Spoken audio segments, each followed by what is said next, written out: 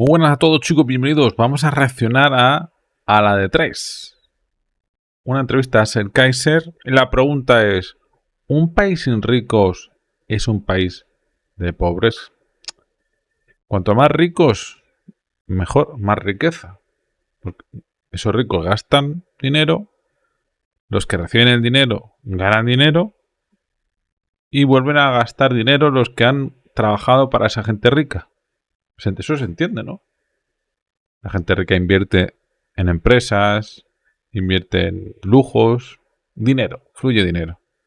Cuando los ricos se van, los empresarios se van de un país, pues el país se va al garete. El socialismo chupa de esos ricos a más no poder. Hasta que dicen, oye, basta, basta. Que la mayoría de los ricos hemos trabajado. O mi abuelo o lo que sea, pero han trabajado. No son reyes, ¿no?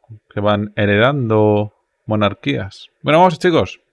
Vamos a ver este vídeo de a las 3. Dejaré el vídeo oficial abajo. Un vídeo cortito. 10 minutitos. Y vamos a ver qué hablan. Una selección sin Messi es una selección sin victorias. Con esto te quiero decir que un país sin ricos es un país de pobres. Claro, una selección de fútbol sin los Messi, por nombrar uno, pero sin los Messi, voy a nombrar jugadores históricos, sin los Maradona, sin los Beckenbauer, sin los, no sé, nombra a todos los que tú quieras. Si no tenemos esos genios, Zinedine Zidane, etcétera, obviamente una selección que está en la B. ¿Qué es lo que hace la diferencia entre una selección que está en la A de la liga y una que está en la B? Los jugadores. El talento y la capacidad creativa y productiva de esos jugadores, ¿no? O sea, el Real Madrid es el que más ha ganado la Champions League. ¿Por qué? Bueno, porque tiene una historia de grandes jugadores, ¿no? Di Stéfano y que Cristiano Ronaldo y cuantos más, los Galácticos y cuantos más. Y eso no es casualidad, hay una tradición de tener a los mejores. Sin ricos es un país de pobres, eso es como evidente. Tú no te puedes hacer rico en el mercado, y esto yo lo explico en una lección del economista callejero que se llama El empresario es un benefactor social. En una economía de mercado, es decir, en una economía donde hay libre competencia, donde los individuos intercambian libremente lo que producen y demandan y ofertan según, ¿cierto?, lo que necesitan, lo que quieren, lo que desean, tú no te puedes hacer rico sin satisfacer esas necesidades de la población o los deseos de la población. Tú no puedes abrir una empresa, y siempre le pregunto esto a los socialistas: dame un ejemplo de cómo te puedes hacer rico en una economía de mercado sin servir al prójimo. ¿Cómo lo puedes hacer? Y no se puede. Si tú creas, este es el ejemplo que yo pongo a veces, tú creas un puesto de comida en la esquina y te va muy bien porque tu comida es espectacular, la esquina, la salida de un estadio de fútbol, lo que sea, y te empieza a ir tan bien que creas otro, y después otro. Después puedes terminar con una cadena enorme de comida puesta en las calles donde te haces multimillonario. Y hay varios casos así, ¿eh? Ganas millones de euros. ¿Y qué es lo que hiciste en el proceso? Tú vendiste comida espectacular al precio que la gente quería pagar, le resolviste una necesidad. Ellos necesitaban comer. Resolviste la necesidad. Aparte creaste empleo. Aparte le estás dando fuente de ingreso y de alimento a muchas familias, miles de familias, ¿no? Entonces estás mejorando la calidad de vida por ahí, estás mejorando por acá. Como resultado, tú te estás haciendo rico también. Mejora tu calidad de vida y la de tu familia. Pero además, como tienes excedentes, tú vas invirtiendo esos excedentes para hacer crecer tu negocio, con lo cual creas más empleo, más gente que tiene ahora recursos para sobrevivir, va subiendo los salarios porque empieza más competencia por sueldos de buenos trabajadores, por lo tanto va ganando la gente, y además estás ofreciendo resolverle un problema, solucionar un problema a mucha gente que necesita comer en esos lugares en ese momento. Y fuera de eso, a los que son más estatistas, pagas impuestos, que para mí no es algo necesariamente bueno, pero pagas impuestos.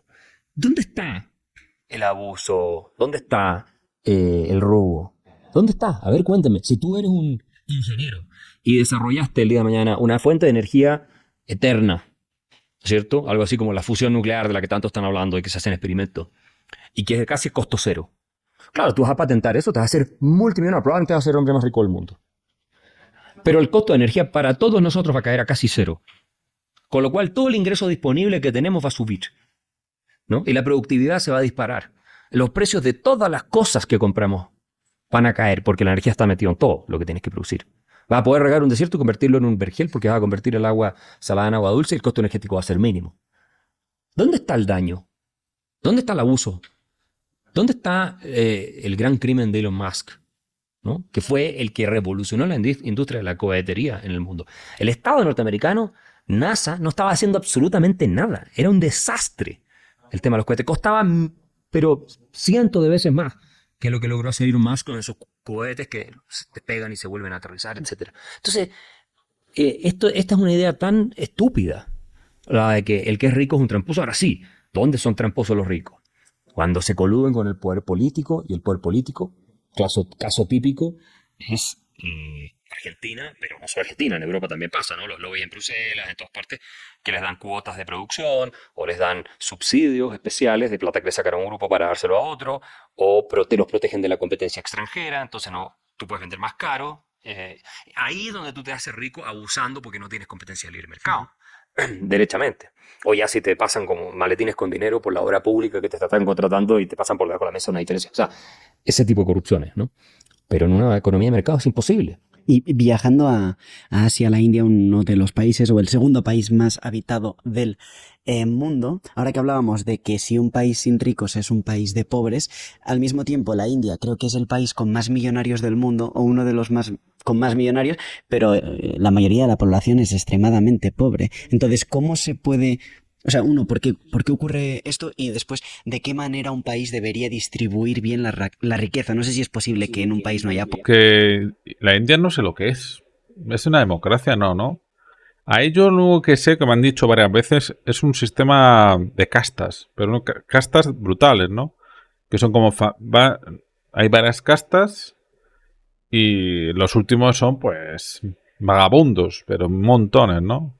Y los ricos, pues son muy ricos. Muy ricos. Debe ser como una especie de monarquía, ¿no? Pero una monarquía dictatorial, ¿no? Pobres, pero que... No, sí es posible. De hecho, yo te diría que hoy lo que pasa es que depende cómo vas definiendo la pobreza. Pero hoy tú tienes países donde no hay pobres, en el sentido de que les falte para comer. O sea, prácticamente en toda Europa no tienes pobreza de ese nivel, lo que era la pobreza extrema. Gente muriéndose de hambre no lo tienes. Tú lo tienes todavía en América Latina, obviamente en Venezuela, lo tienes en países así, lo tienes en África, en Asia, en muchas partes de ese estilo.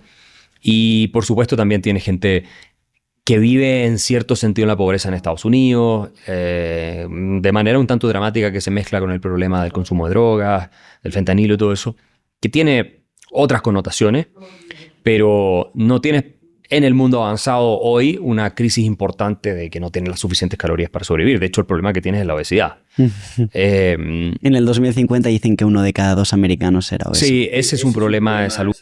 ¿Qué le pasa a los americanos? ¿No tienen básculas? O sea, yo creo que cada vez la gente se cuida más, ¿no? Porque sabe cómo cuidarse, ¿no? Pero en Estados Unidos es como que tienen ahí no tienen límites, ¿no? Están la mayoría gordos. ¿Qué les pasa? ¿Tienen ansiedad o qué? Salud pública terrible, espantoso, porque hoy día producimos demasiado alimento y, obvio, también no siempre de la mejor calidad es lo que la gente consume. Y eso es también un problema cultural, ¿eh? No tiene que ver que uno tiene el dinero para comprar cosas. No. Un litro de agua no es más caro que un litro de Coca-Cola y la gente prefiere tomar Coca-Cola con azúcar. Ahí hay un problema también cultural, en parte. Pero... Yendo a lo de la India, un país con tantos millonarios, pero ¿cómo...? Mira, lo que ocurre, y lo mismo pasó en China, India está sobrepasando lentamente o rápidamente, quién sabe, a China, como la próxima gran economía que va a hacer manufacturas para el resto del mundo. Bangladesh estaba un poco en eso también, Vietnam. Pero ¿qué es lo que ocurre? India ha sacado a cientos de millones de personas de la pobreza desde los 90, en que empiezan a hacer reformas liberales. India era un país extremadamente socialista, hasta hace no mucho tiempo atrás. Y cuando comienzan las reformas de libre mercado, se desata el despegue de la India.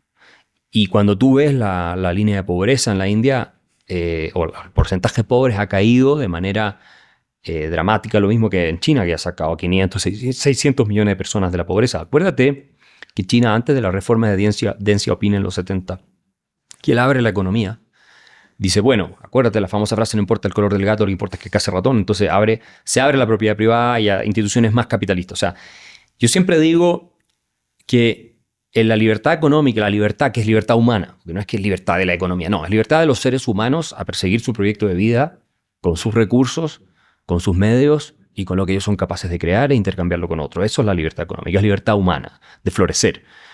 Tú abres un poco y es como, no sé, cuando has visto esos documentales de National Geographic sobre el desierto cuando llueve, inmediatamente salen algunas flores y salen algunas cosas verdes. Bueno, es exactamente igual. Ahora, no es un vergel, porque no es un club de golf donde está todo regado y la libertad es perfecta, no. Pero lo poco que tú abres, florece. Inmediatamente algo. Bueno, en China hicieron un proceso de apertura bastante intenso y ya, el resultado fueron 600, 700 millones de personas que salían de la pobreza y uno de los países con mayor cantidad de multimillonarios del mundo hoy. Si no es el primero, anda por ahí, o es el segundo, junto con India, pero están por ahí. Y Estados Unidos están. Pero en India ocurrió exactamente igual. China tenía O sea, India está cambiando, ¿no? Lo que quiere decir. La verdad es que eso dicen, ¿no? Que la población está creciendo mucho en India. Es un gigante dormido, en plan internacional, ¿no? Porque es un país... Pero no sé si ha contestado que actualmente hay muchos ricos. Es más, yo creo que la persona más rica, de los más ricos, es indio. Que se casó, ¿no? Se escuchó por todo el mundo, ¿no? Que se casó ese hombre. No sé. Lo mismo India. El promedio de ingreso, el año 1950 de Europa del siglo XV. Eso era bajo el comunismo, bajo el socialismo. Probablemente era incluso algo más pobre que India. Pero pasaron de vivir en el siglo XV a vivir en el siglo XXI en 60 años, 70 años. Un porcentaje importante. Tú tienes más de 300 millones de chinos hoy con un ingreso per cápita de más de $23,000 de país desarrollado. O sea, tú podrías armar un tremendo país, ¿no? O sea, podrías armar... Alemania tiene 80 millones. 4 veces Alemania, 4 países como Alemania, o con un ingreso per cápita más bajo del alemán, pero con un ingreso per cápita parecido al de Portugal. Entonces, esa es la libertad económica. Y India va mejorando muchísimo. Y Axel, exactamente qué es lo que... Un punto. La desigualdad aumentó. La desigualdad como resultado de las reformas liberales aumentó. Porque cuando tú tienes a todo el mundo viendo la miseria, después les abres la posibilidad de que cada uno florezca, desarrolle sus talentos y cree riqueza y esto y lo otro, obviamente va a haber unos que van a avanzar a un ritmo más rápido que otros. Pero beneficiando a los demás. No es como que le están sacando a los otros, no, porque los otros tampoco tienen nada. La riqueza se crea. Tú no puedes llegar a tener un país rico a punta de succión o explotación. Incluso las colonias, que se dice mucho que España se llevó todo el oro y plata de las colonias de México y Perú en particular. Bueno, resulta que hay muchos estudios que muestran que no fue así, porque tuviste un proceso inflacionario después en Europa. En esa época se creía que la riqueza era el oro y la plata. La verdad es que era un medio de intercambio. Es como la inflación cuando imprimes billetes. Entonces tú tienes que crear la riqueza, tienes que tener más alimento, tienes que tener más máquinas, tienes que tener más cosas que te permitan incrementar la calidad de vida. Sacar bienes de capital. Uno más rápido que otro. Pero beneficiando a los demás. No es como que le están sacando a los otros, no, porque los otros tampoco tienen nada. La riqueza se crea. Tú no puedes llegar a tener un país rico a punta de succión o explotación. Incluso las colonias, que se dice mucho que España se llevó todo el oro y plata de las colonias de México y Perú en particular. Bueno, resulta que hay muchos estudios que muestran que no fue así, porque tuviste un proceso inflacionario después en Europa. En esa época se creía que la riqueza era el oro y la plata. La verdad es que era un medio de intercambio. Es como la inflación cuando imprimes billetes. Entonces tú tienes que crear la riqueza, tienes que tener más alimento, Bueno, esto último, lo de las colonias, supongo que la habrá dicho, lo habrá dicho en plan, no, es que es lo que se dice, no colonias, pero claramente no es. Yo creo que este hombre, Kaiser, sabe que colonias no hubo españolas. Claro, porque de economía pues yo aprendo, pero de historia sé bastante. Por cierto, ya sabes que soy escritor. Muchas gracias a todo el mundo que compre mis libros en Amazon, ¿vale? Que por cierto, aquí abajo,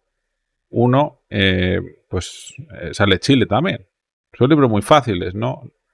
Escribí 6 libros en 2 años y medio, 6. Que por cierto, algún día, a lo mejor los junto algunos, porque unos son saga. Se puede leer por separado, no son aventuras, pero se puede leer por separado. Una aventura junta, ¿no? Pero sí, no fueron colonias y claramente no se llevó esa cantidad que hablan, ¿no? Los analfabetos. Hay muchos, ¿eh? Vas por las redes sociales, no es que sea un punto importante, pero es lo que a veces piensa la gente, o lo hace para joder, no sé, no lo sé. Y lo típico de saquear, matar, bueno, violar, bueno, increíble. O sea, increíble. Se quedan tan panchos. No han estudiado nunca nada, les han enseñado sus países mierda y van por ahí siendo unos analfabetos y acomplejados total. Chicos, nos vemos en el próximo vídeo, aprendiendo a ser Kaiser. Y bueno, si queréis, tengo más canales de YouTube. No sé si en este canal tengo por ejemplo uno de hispanidad, Alaminero Historia. Si alguien quiere uno de mis canales, pues que busque Alaminero. Que tengo 800 canales. No, hombre, tengo unos cuantos más. Al final digo de esto, ¿no? Necesito dinero. Yo creo.